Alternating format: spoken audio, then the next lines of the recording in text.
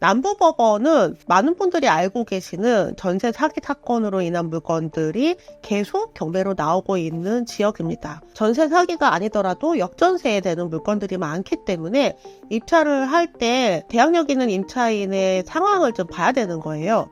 이 화곡동에 있는 빌라들 중에서 대항력이 있는 임차인들이 있는 물건들이 대부분이에요. 그런데 주택도시보증공사에서 대항력을 말소하고 포기한다라는 각서가 들어가 있는 물건들은 입찰에 참여할 수 있습니다.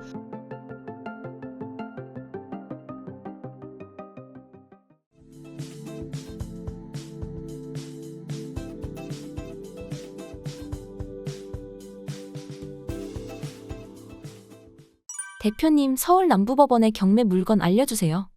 반갑습니다. 이현정입니다. 이번 주에도 경매 물건 이야기해드릴게요.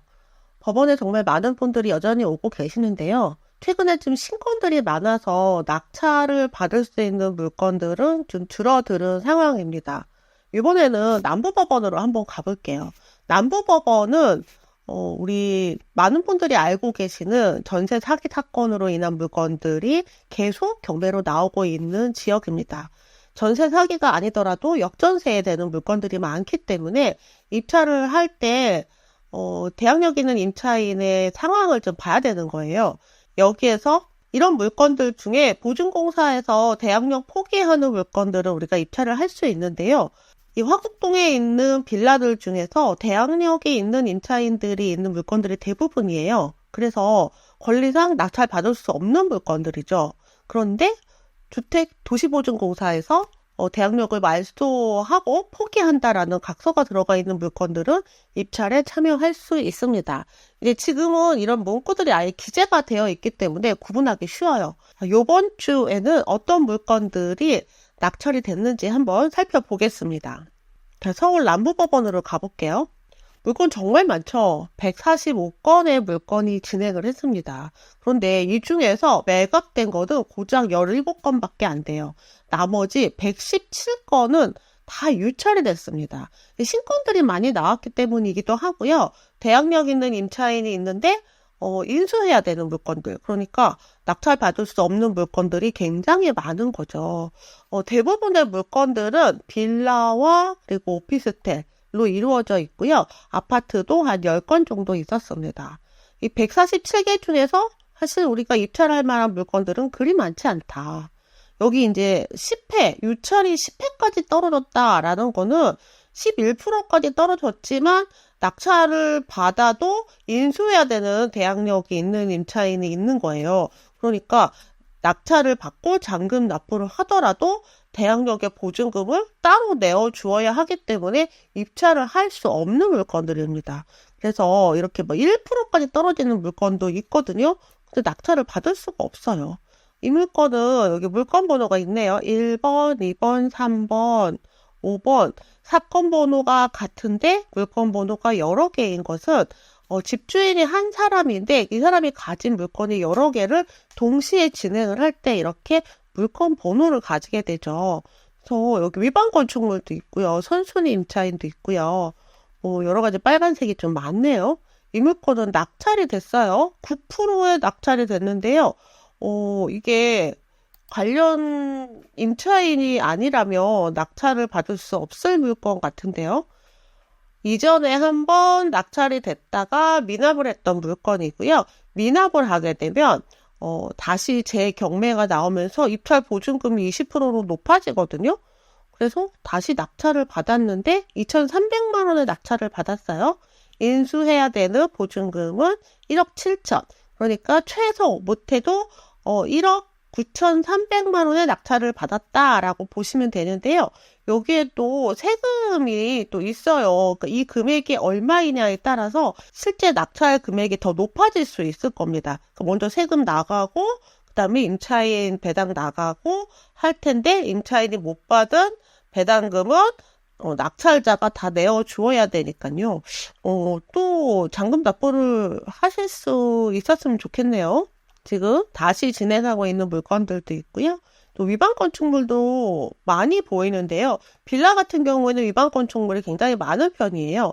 왜냐하면 이게 건축 면적이 딱 제한이 되어 있는데 준공을 하고 난 이후에 일부를 뭐 증축하거나 뭐 개조하거나 이러면서 용도를 바꿔 쓰거나 베란다를 뭐 넓혀서 방으로 쓰거나 이런 식으로 위반 건축물을 만들어야 조금 더 넓고 쾌적하게 환경을 만들 수 있기 때문이거든요. 그래서 이제 준공된 이후에 바꾼 것들은 다 위반 건축물로 되어 있습니다.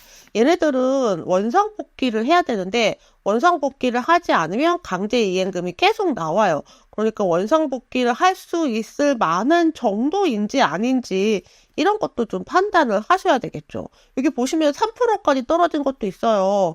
뭐 11%, 3% 어차피 이거는 인수해야 되는 임차인의 보증금이 너무 크기 때문에 곤란한 물건들이고요.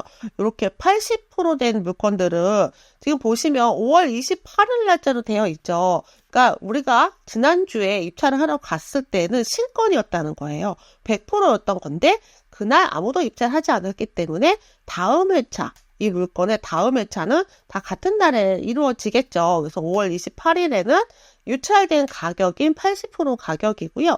이 정도 가격부터 내가 입찰 타이밍인지 확인을 하셔야 됩니다. 괜찮은 물건들도 있거든요. 그래서 1회 유찰됐을 때 적정 타이밍인 물건들도 있습니다. 또 때로는 그래도 너무 높다. 한 번 더 유찰이 돼야 된다. 라고 해서 2회 유찰될 때까지 기다려야 되는 물건들도 있죠. 이번에 신건이 굉장히 많이 나왔기 때문에 다 이렇게 유찰이 좀 됐네요. 그래서 다음번 5월 28일에는 적정 타이밍인 물건들이 있을 겁니다. 여기 17%까지 떨어졌는데 누가 낙찰을 받았어요.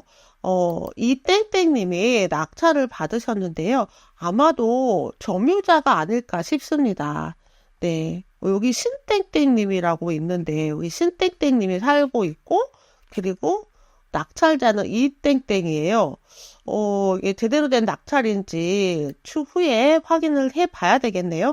1억 7,700의 낙찰을 받았는데 이 관계자가 아니라면 이 사람이 관계자 그러니까 이 점유자랑 관계된 사람이 아니라면 좀 곤란한 낙찰이 될 수도 있을 거거든요. 부디 점유자 관계인이기를 바랍니다. 그리고 또 다시 진행된 물건들이 있고요. 지금 이번 회차에는 대항력 있는 임차인이 있는 물건, 신건들이 굉장히 많이 나왔고, 그리고 이 물건들이 유찰이 돼서 5월달로 다 넘어갔습니다. 또 여기도 있네요. 자, 이 물건 113489 물건 번호 3번 물건입니다. 앞에 두 개는 유찰이 됐고요. 3번만 매각이 됐네요.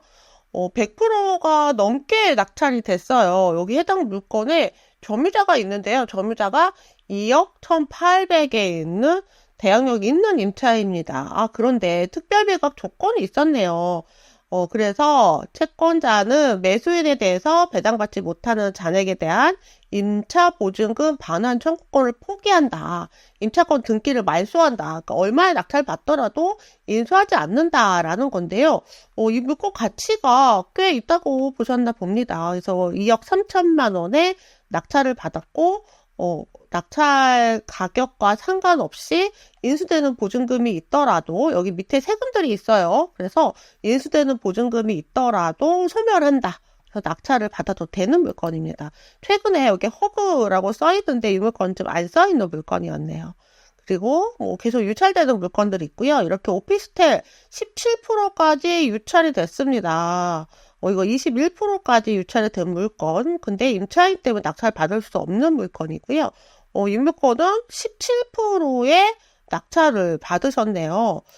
또 이 물건도, 사실 이런 물건들은 점유자가 아니면 낙찰 받기가 참 곤란한 물건이거든요.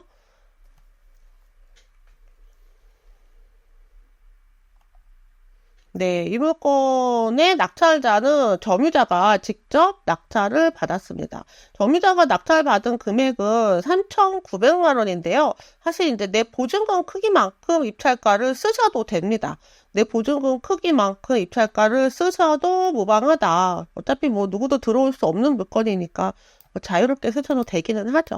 그래서 물건이 낙찰된 사례들이 많지가 않죠. 계속 유찰. 한 개 동이 통째로 나오는 경우들도 굉장히 많습니다. 이렇게 해서 한 개 동이 통째로 나오게 되면 이 물건들이 다 주인을 찾잖아요. 다 주인을 각자 찾은 이후에는 각자 주인들이 모여서 이 물건에 뭐 청소도 하고 페인트도 하고 해서 가치를 높일 수 있습니다. 경매를 통해서 이렇게 매각된 빌라가 새로운 빌라로 탈바꿈할 수 있게 되는 거죠. 그래서 계속 유찰된 것들이 지금 많이 보이고요. 제가 관심 물건으로 담아놨던 것도 유찰이 됐군요. 52%의 낙찰된 물건들도 있고요. 그리고 여기 대학역에 있는 임차인이 있는 물건 88%의 낙찰이 됐습니다. 지금 진짜 물건이 많죠. 정말 물건이 많은데 145개의 물건이 있는데 이 중에 입찰할 만한 물건들은 정해져 있다. 그 중에서도 뭔가 좀 미심쩍은 낙찰도 좀 보이고 임차인이 낙찰 받은 것도 보이고요. 일반 낙찰은 한 10건 좀 넘을 것 같아요. 총 17건 매각됐는데요. 나머지 유찰된 것들 중에서 5월 28일에 다시 재진행하는 물건들이 있습니다. 권리관계 확인해 보시고 보증보험에서 대항력을 말소한다는 조건이 있으시면 편안하게 입찰하셔도 되고요. 그렇지 않은 물건들은 낙찰받게 되면 인수해야 되는 내용들이 있기 때문에 반드시 확인하시기 바랍니다. 자, 이번 주에는 남부법원의 확동 빌라들 한번 살펴봤습니다. 소액 빌라에 관심이 있으신 분들은 권리분석 꼼꼼하게 확인하시고 입찰에 참여하시기 바랍니다. 더 궁금하신 점은 댓글로 남겨주세요.